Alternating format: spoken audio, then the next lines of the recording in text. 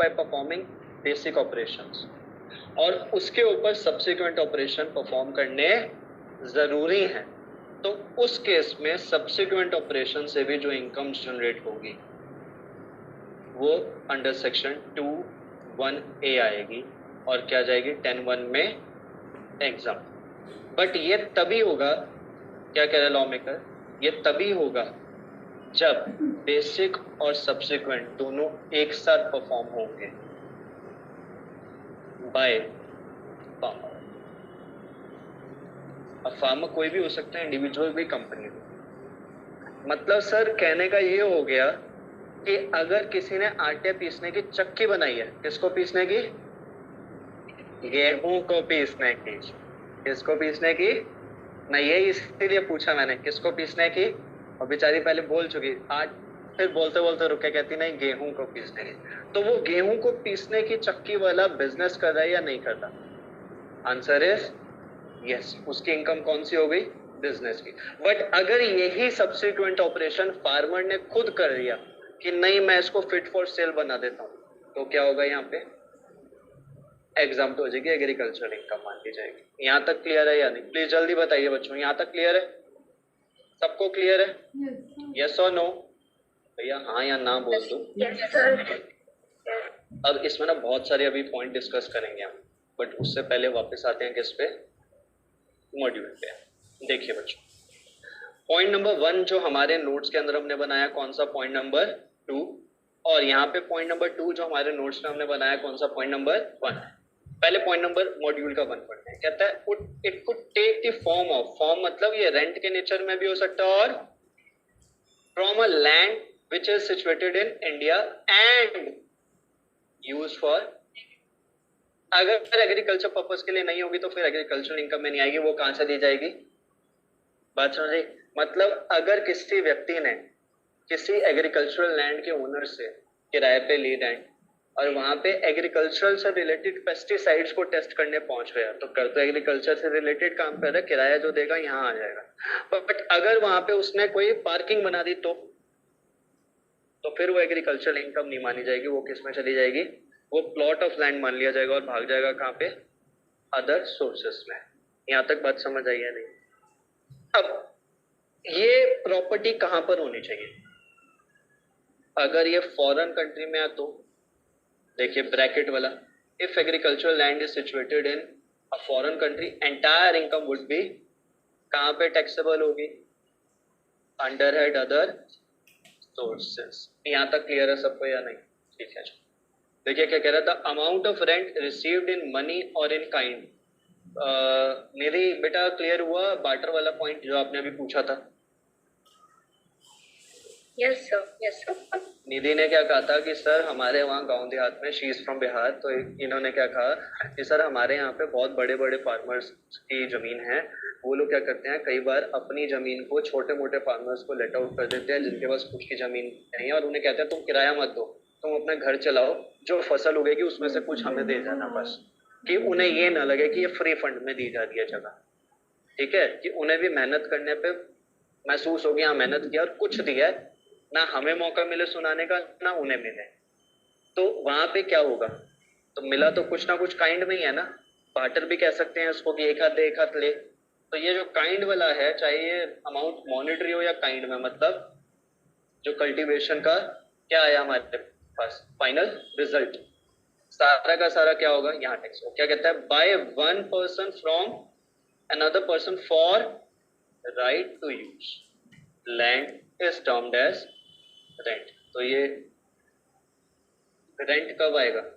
जब एक owner of agricultural land का किसी ऐसे बंदे को अपनी लैंड लेट आउट करेगा जो ऐसा फार्मर है जिसके पास खुद की जमीन नहीं।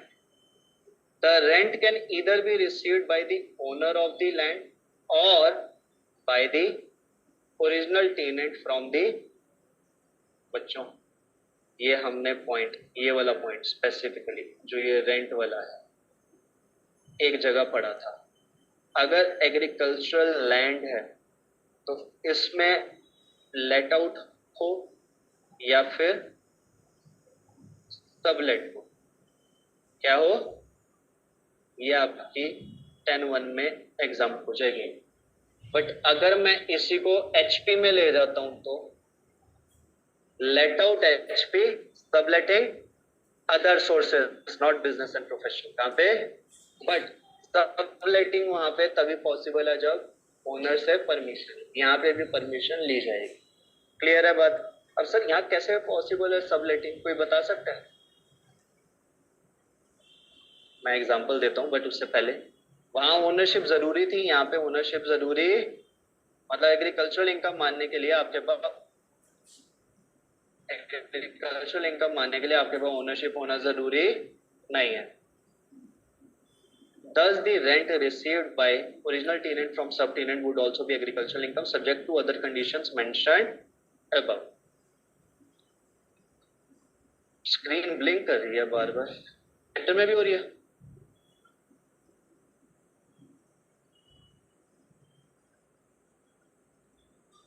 यहाँ पे बार बार स्क्रीन ब्लिंक हो रही है।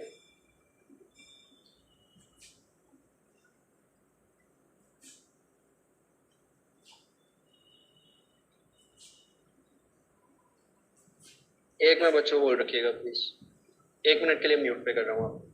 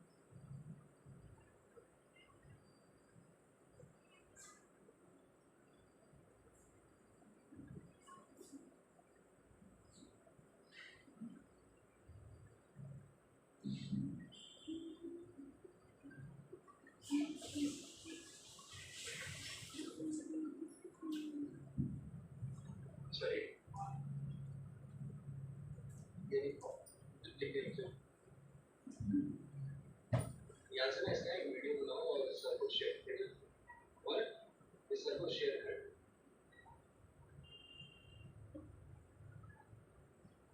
आया कैप्चर हुआ लेकिन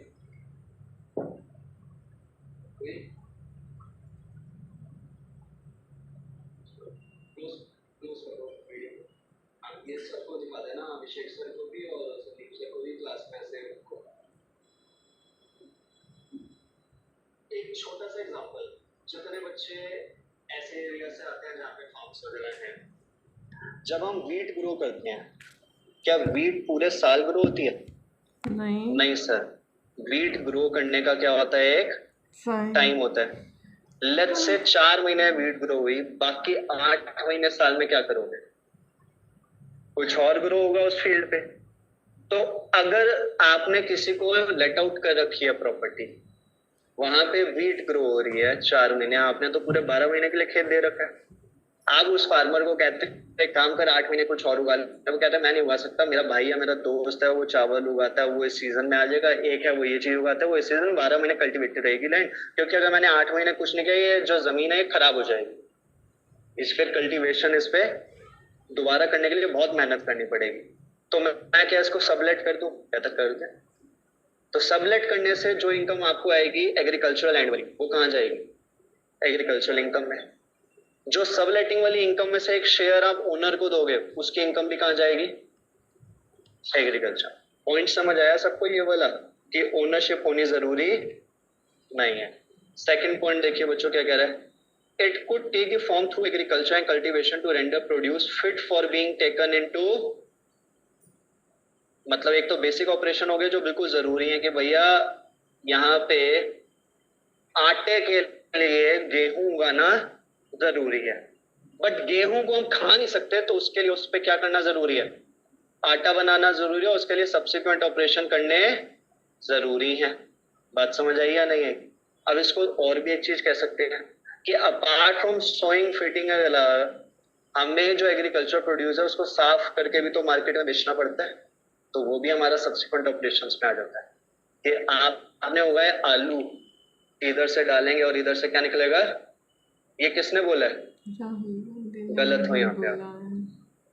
ये जो सरकार अभी हमारी चल रही है उन्हीं में जो हमारे हेड है उन्होंने बोला था। उसके बाद में दूसरी सरकार के बंदे ने इसको पब्लिक के सामने ठीक करके बताना चाहा तो उसका इन्होंने पॉलिटिक्स है बहुत गंदी चीज। ठीक है, तो ये इन एक्चुअल किसकी देन है वो अब आप समझ रहे हो। जिसकी आपको दिखाई जा रही है उसकी नहीं है। आप पास्ट इंटरव्यूज उठा के देख सकते हो, उनसे पहले ये इंटरव्यू किसी और ने दिया, मतलब भाषण ऐसा किसी और ने दिया हुआ है।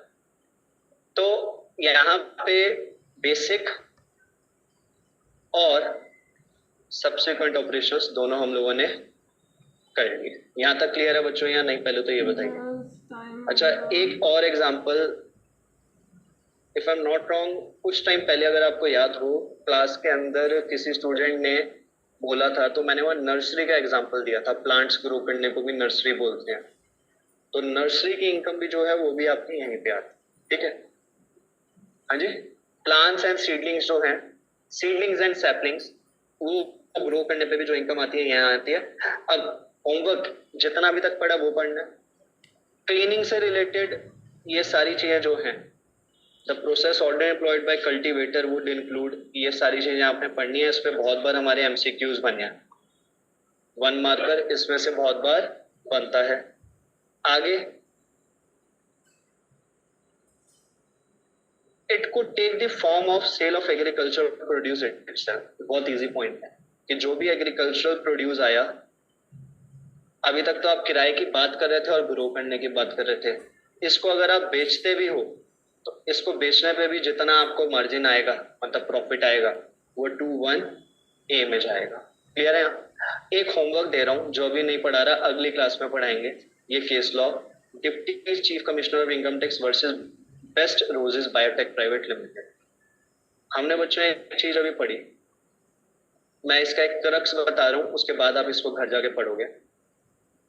एग्रीकल्चरल इनकम होने के लिए क्या क्या जरूरी है सर? एग्रीकल्चरल एक्टिविटी होनी जरूरी है, प्लस एग्रीकल्चरल लैंड होनी जरूरी है।